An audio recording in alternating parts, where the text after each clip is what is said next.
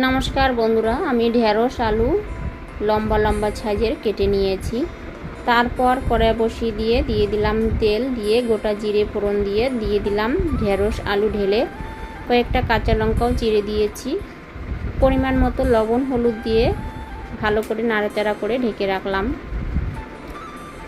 কিছুক্ষণ পর উল্টে পাল্টে রসুন বাটা দিয়ে দেব। রসুন বাটা দিয়ে ভালো করে ভাজা ভাজা করে নেব, যাতে রসুনের কাঁচা গন্ধ না থাকে। তারপর দিয়ে দিলাম সামান্য লঙ্কার গুঁড়ো দিয়ে দুই একবার নাড়াচাড়া করে দিয়ে দিলাম সর্ষে বাটা দিয়ে দুই একবার নাড়াচাড়া করে সামান্য পরিমাণে একটু জল দিয়ে দিব আলু সিদ্ধ করার জন্য।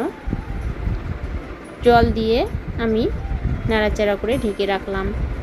তো আজকে সর্ষে বাটা দিয়ে ঢেঁড়স আলুর চচ্চড়ি। তো বন্ধুরা, ভিডিওটি এ পর্যন্ত। ভিডিওটি ভালো লাগলে like, comment, share and subscribe করবেন। ফিরে আসবো পরের ভিডিওতে।